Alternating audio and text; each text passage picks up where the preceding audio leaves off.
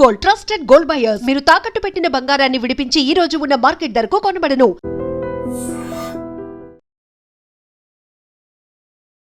నమస్కారం, welcome to I dream. ధర్మ మార్గం విత్ విజిత కార్యక్రమానికి స్వాగతం.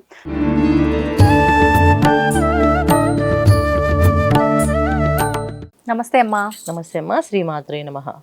అమ్మ, అంటే ఈ పూజలు వ్రతాలు ఆల్రెడీ మనకి శ్రావణ మాసం వచ్చేసింది, ప్రారంభమైపోయినాయి. అయితే పూర్వ సువాసినులు కూడా వాయినాలు తీసుకోవచ్చు అని చెప్పి కొంతమంది చెప్పడం అనేది మనం వింటూ ఉన్నాం. అంటే పసుపు కుంకుమకు వాళ్ళు దూరం అయ్యారు కాబట్టి ఆ రెండు తీసేసి మిగతావి ఆ పండు అవన్నీ కూడా వాళ్ళకి ఇవ్వచ్చు అని చెప్పి కొంతమంది చెప్తుంటే వింటున్నాం. అంటే నిజంగా వాళ్ళకు మనం వాయినాలు ఇవ్వచ్చా అనేది ఒక ప్రశ్న. దీనికి రెండు ఆన్సర్లు ఉన్నాయి. మనం ఆడవాళ్ళం కనుక ఆడవాళ్ళ గురించి మాట్లాడుకున్నప్పుడు వాళ్ళు పూర్వ సువాసినులకి యథార్థం చెప్పాలా, వాళ్ళని బాధ పెట్టకుండా చెప్పాలా? యథార్థం చెప్పాలి అంటే ఇలాంటి సౌభాగ్య వ్రతాలకి వాళ్ళు రాకుండా ఉండడమే మంచిది. వాళ్ళు వచ్చిన తర్వాత వాళ్ళకి ఇది తీసి ఇచ్చేవాళ్ళు, అది తీసి ఇవ్వకూడదు. ఎందుకంటే స్త్రీ ప్రకృతి రెండు ఒకటి. మనం మనస్ఫూర్తిగా ఏది తలుచుకుంటే అది ఖచ్చితంగా జరిగి తిరుగుతుంది అండి. ఒక ఇంట్లో ఇల్లాలు మా ఆయన బ్రహ్మాండంగా సంపాదించాలి, ఆయనకి బాగుండాలి, ఆయన పొద్దున్న వెళ్ళి రాత్రికి వస్తున్నారు అండి, అమ్మ నువ్వు ఆయన చల్లగా చూడు, ఖచ్చితంగా మేము మా కుటుంబం మేము బాగుపడాలని ఏ స్త్రీ ఇంట్లో పూజ చేస్తుందో ఆ ఇంట్లో ఖచ్చితంగా హస్బెండ్కి అభివృద్ధి అనేది ఉంటుంది, దినదిన అభివృద్ధి అనేది ఉంటుంది. ఎందుకంటే స్త్రీ మనసు ఎప్పుడు అదే కోరుకుంటుంది, ఆయన సంపాదించాలి, మేము బాగుపడాలి, ఇదే కోరుకుంటుంది. అలాగే ఇప్పుడు పూర్వ సుహాసిని అయినా స్త్రీ, ఇప్పుడు ఆవిడ మనసులో నాకెందుకమ్మా ఇది నాకు దూరం చేసావని మనసులో కొంచెం అనుకున్నా, నాకెందుకు దూరం చేసావని పూజ చేసే ఇంట్లో తను అనుకుంది అనుకోండి, అప్పుడు అది ఆ దోషం వీళ్ళకి తగులుతుంది అండి. తను అనుకున్నది తనకి తగులుతుంది. ఓకే ఓకే, ఇది ఖచ్చితంగా. అయితే దీన్ని ఎవరు ఒప్పుకోరు. ఎందుకు ఒప్పుకోవాలి? మేము మాత్రం మనుషులం కదా అనేసి. కరెక్టే, మన మనుషులమే అందరమే. కాకపోతే వాయినాలు తాంబూలాలు విశేషమైన పూజల దగ్గర తాంబూలం తీసుకోవడానికి అంటే పక్కన రాకూడదు. వీళ్ళు హ్యాపీగా వాళ్ళ పని వాళ్ళకి సపరేట్గా వాళ్ళ పూజ వాళ్ళు చేసుకోవచ్చు. ఓకే, పూర్వ సువాసి చక్కగా పూజ చేసుకోవచ్చు. అమ్మవారికి, స్వామివారికి. వరలక్ష్మి వ్రతం వాళ్ళు చేయొచ్చా? వరలక్ష్మి వ్రతం కాదు నాన్న, ఏ పూజ చేసుకోవచ్చు. వ్రతం ఆచరించడానికి ఇందాక మీకు చెప్పాను, వ్రతం అంటే భార్యాభర్తలు ఇద్దరు ఉండాలి, దంపతి సమేతంగా చేసేది వ్రతాలు. నోములు సుమంగళీలు చేసుకునేది నోములు. ఎందుకంటే డివైడ్ ఇక్కడ చూసుకొని ఆలోచించండి. పూజలు వేరు, వ్రతాలు వేరు, నోములు వేరు. నోములు అంటే కొన్ని మా స్త్రీలకి కొన్ని నోములు ఉంటాయి, తర్వాత కొన్ని కుటుంబాలకి వ్రతాలు ఉంటాయి. సో కేదారేశ్వర వ్రతం, అలాగే సత్యనారాయణ వ్రతం, వరలక్ష్మి వ్రతం, అంటే ఇవన్నీ వ్రతాలు అంటే దంపతులు చేయాల్సినవి. నోములు అంటే స్త్రీలు చేసేవి అండి. పూజలు అంటే అందరూ చేసేది. పూజ అందరూ చేసుకోవచ్చు, చిన్నపిల్లలు చేయొచ్చు, పెద్దవాళ్ళు చేయొచ్చు, ముసలి వాళ్ళు చేయొచ్చు, ఎవరైనా చేసేది పూజ. పూజ అనేది ఇక్కడ ఏంటి, నీకు నచ్చిన దైవాన్ని అష్టోత్తరం చేసి అర్చన చేసుకోవచ్చు, పుష్పాలతో పూజ చేసుకోవచ్చు, అన్ని చేసుకోవచ్చు. దీంట్లో ఏమీ దోషం లేదు. నేను పూర్వ సువాసిని, నేను పుష్పాలు వేయకూడదు అమ్మవారికి దగ్గర ఏం లేదు అక్కడ. ఆవిడ కావాలని చక్కగా పూజ చేసి దీపాలను పెట్టి అన్ని పెట్టుకుని చేసుకోవచ్చు పూజ. ఇప్పుడు ఎందుకు ఏ విషయంలోనో ఆమెకి సౌభాగ్యం దూరం అయింది కదా, మళ్ళీ జన్మలో కూడా అలాంటి బాధ రాకూడదు, ఎవరికి కలగకూడదు ఏంటి, ఇంట్లో ఉన్న సంతానాన్ని బాగుండాలి అనుకో పూజ చేసుకోవచ్చు, ఆవిడ తప్పేం లేదు, చేసుకోవచ్చు. ఇంకా వాయినాలు అన్నప్పటికీ ఏంటంటే సుమంగళీలు, వాయినాలు, తాంబూలాలు ఈ సుమంగళీలు చేసుకోవాల్సింది. ఎందుకంటే సౌభాగ్యము ఎవరికి దూరం అవ్వకూడదు. ఏదో ఒక శాపమో ఏదో గ్రహస్థితో మనకి అలా తీసుకెళ్ళింది, అందుకని దానికి మనం చేయకూడదు అని చెప్తారు. అందుకే వాళ్ళకి అలాంటి ఆలోచనలు ఏమి రాకూడదని, వాళ్ళు అసలు కనీసం మనసులో కొన్నా వాళ్ళ తలుచుకోకూడదని చెప్పేసి పూర్వం మనకి చాలా దారుణంగా ఉండేది. తెల్లచీర కట్టించేసి ఒక గుండి చేపించేసి కూర్చోబెట్టేసేవాళ్ళు. ఎందుకంటే మనసుకి ఆవిడ నేను పూర్వ సువాసిని అని అనుకోవాలి, లేకపోతే పక్క వాళ్ళు కాపురం చూసి నాకెందుకు లేదు దేవుడా, నన్ను ఎందుకు చేస్తామని చెప్పి అంటే నిందా ఆలోపన చేయడం వల్ల ఆవిడకి బాధ. అది ఇప్పుడు పక్క వాళ్ళని చూసి ఇప్పుడు బాధపడితే వాళ్ళకేం అవ్వదు, ముందు ఈవిడికే శాపం అది. అట్లా వాళ్ళ పక్క వాళ్ళ జీవితం గురించి మనం ఎలా ప్రశ్నిస్తాం? ఎవరు మానవ జీవితంలో ఎవరి కర్మ వాళ్ళది.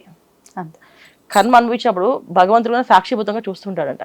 అంతేకాని వీళ్ళ నా భక్తులు కాస్త తగ్గించి వెళ్ళకని చెప్పడంట. ఇది కర్మ అంతే అండి. కర్మ సిద్ధాంతం కనిపెట్టిందే ఆయన. ఎవరి వాళ్ళు అనుభవించాలి, సాక్షిబద్ధంగా చూస్తుంటారు. మనం చాలా సార్లు వింటున్నాం, గుడికి వెళ్తుంటే ఇలా జరిగిందండి అని చెప్పేసి.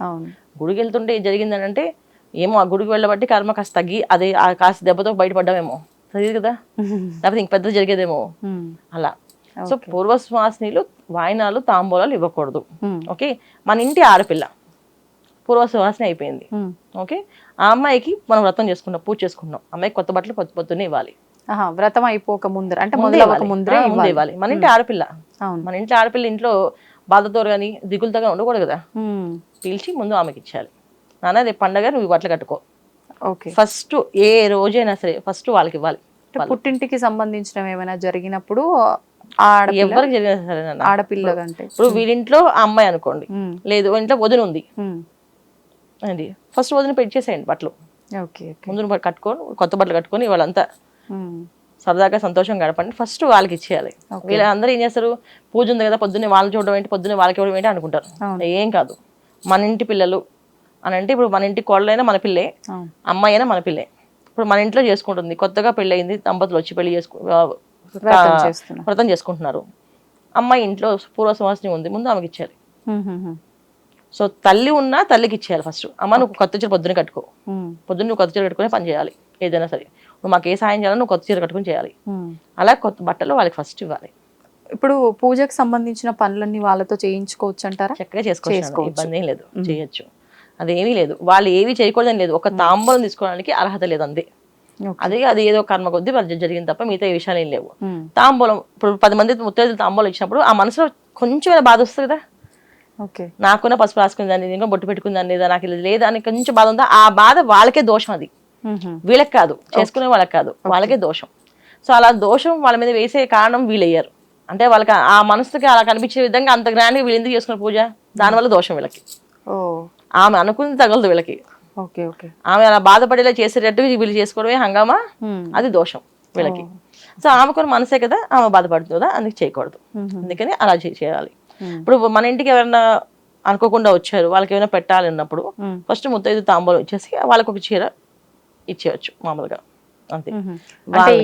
వక్కలు ఖర్జూరాలు ఏమీ లేకుండా వస్త్రదానం, వస్త్రం ఇవ్వడం అంతే, అది ఇవ్వచ్చు. అంటే మన తప్పదు అన్నప్పుడు ఖచ్చితంగా. ఇప్పుడు అట్లా మన ఇంట్లో పెద్దవాళ్ళే ఉన్నారు అనుకోండి, వాళ్ళ దగ్గర ఆశీర్వాదం తీసుకోవచ్చు ఆ రోజున. అంటే వాయనం ఇదంతా ఏమి ఇవ్వం సరే, మన ఇంట్లో వాళ్ళే కదా పెద్దవాళ్ళు కాబట్టి. అలా అక్కడ ఆశీర్వాదం అనేది ఏంటంటే పెద్దవాళ్ళు అంటే ఇక్కడ ఏంటి వాళ్ళది, వాళ్ళకి పెద్దమ్మో అమ్మమ్మో నాయనమ్మో అవుతారు అండి, వాళ్ళ బాధ్యత అది.